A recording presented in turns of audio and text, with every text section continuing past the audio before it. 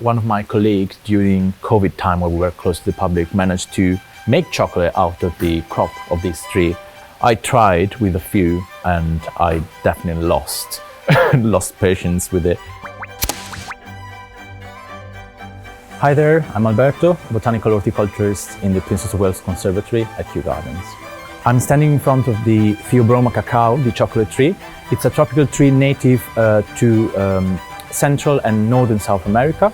You can find it from more or less Costa Rica down to Ecuador and Northern Brazil. It's a tropical tree, so it likes warm and humid condition. Here in the Princess of Wales Conservatory, it's in this corner of the tropical rainforest zone, where it has the perfect condition because it's baked by sun at summer, and in winter it's very close to the heating, so it's very cozy and warm.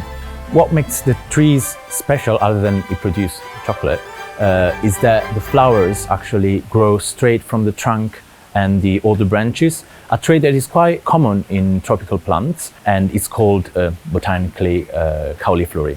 The flowers of the Theobroma are quite small, and they are pollinated by very small flies. For us, we don't do much hand pollination, so we have either some flies that helps us, but definitely we have very small ants going around. Theobroma comes from the Greek Theos and Broma, meaning literally food of the gods. And this name is related to old legends from the native populations, believing that it was a food brought and donated to them by the gods. So we're now going to try to open this pod. It's actually quite thick. And inside are the chocolate beans. So usually a good way to understand if a pod is ripe after it has turned orange is to just rattle it. So if the seeds inside are ripe, they will. You can hear them move inside. Actually, I cannot hear these move, so I might go an unripe one. I'll go with this one.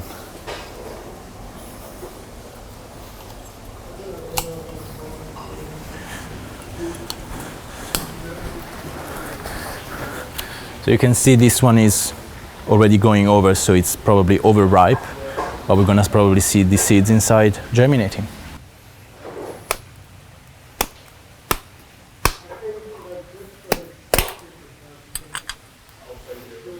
You can see the seed inside has already a little rootlet. So this fruit was already overripe, so past the use for chocolate. We have a little root here, and this can be easily planted and it will grow into a chocolate tree.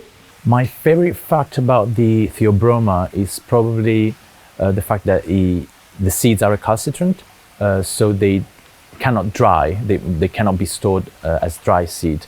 They would lose viability, and usually recalcitrant seeds are very fast in germinating, and actually in Theobroma the seeds will start germinating inside the pod if it's left on the plant, but oddly enough they are not strong to break through the thick pod of the Theobroma. So the production of chocolate is quite a long process.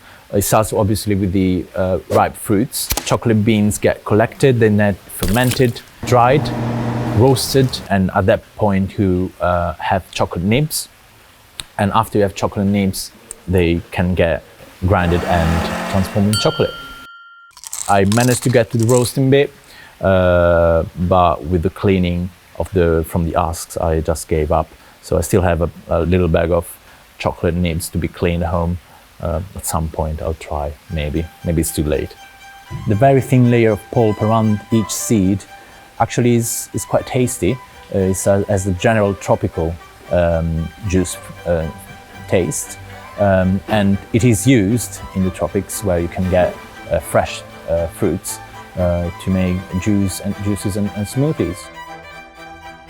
At Kew we have 3 plants of chocolate in the Princess of Wales Conservatory, and there is one in Palmhouse. They are tropical plants, so they love growing in a glasshouse. I think it would be quite difficult to have them in a home environment. The cacao pods are at their best usually between autumn and winter, when they are ripe and they are bright orange. But you can see either the flowers or the growing pods throughout the year.